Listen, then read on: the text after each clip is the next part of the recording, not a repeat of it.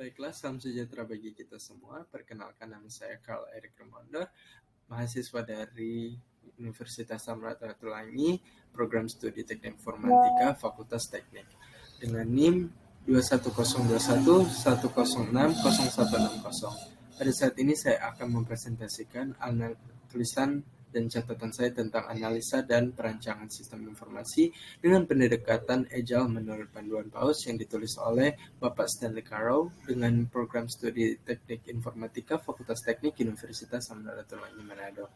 Kita akan masuk pada bagian yang pertama, latar belakang.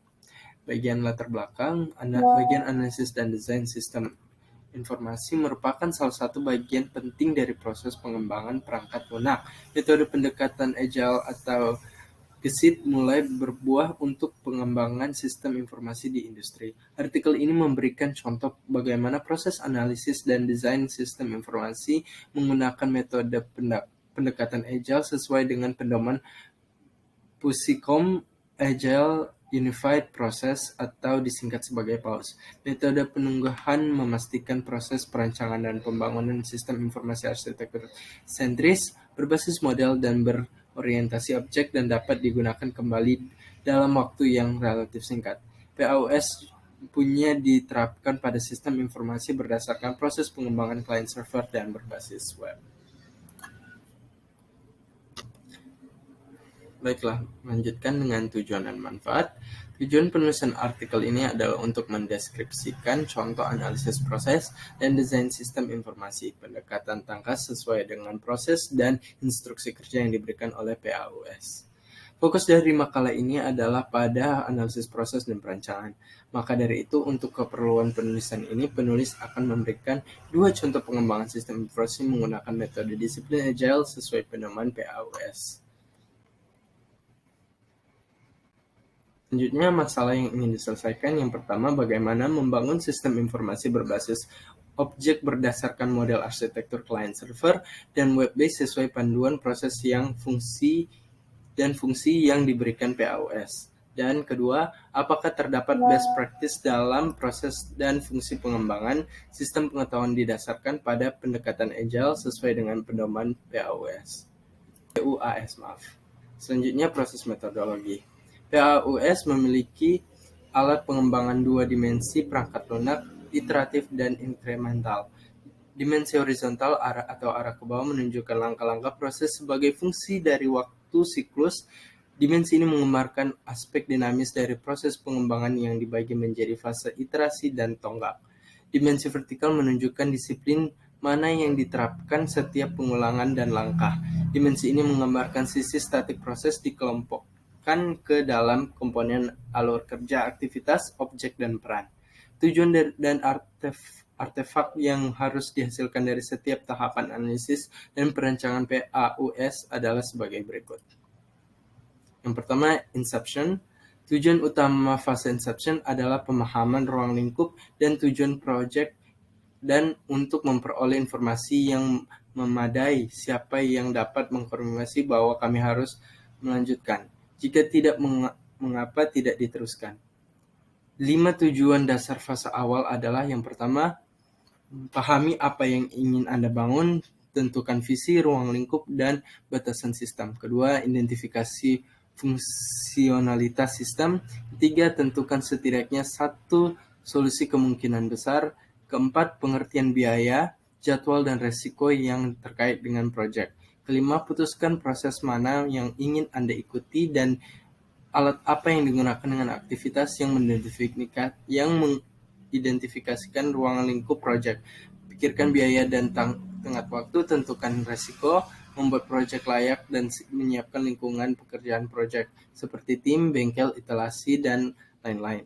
Proses iteratif dilakukan satu kali. Objek yang dihasilkan termasuk dokumen permintaan pemangku kepentingan atau STRO, visi spesifikasi tambahan, dan dokumen rencana pengembangan perangkat lunak yang meliputi evaluasi perangkat lunak, kelayakan inisiasi dengan ROI dan NPF, rencana kerja, rancangan pengujian skenario, dan daftar risiko. Kedua, elaboration.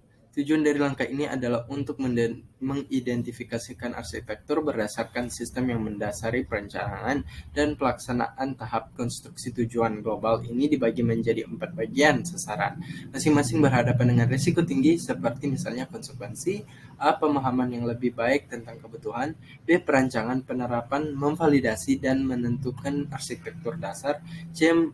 Turunkan risiko utama dan buat perkiraan jadwal yang harga secara rinci.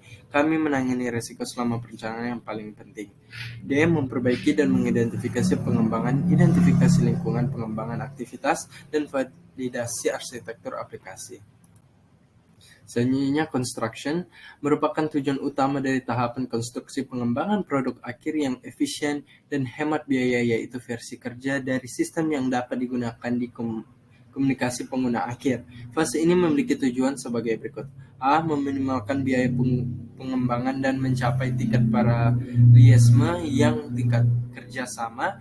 B. Untuk berkembang produk jadi iteratif yang akhirnya siap untuk dipindahkan untuk komunikasi pengguna terakhir.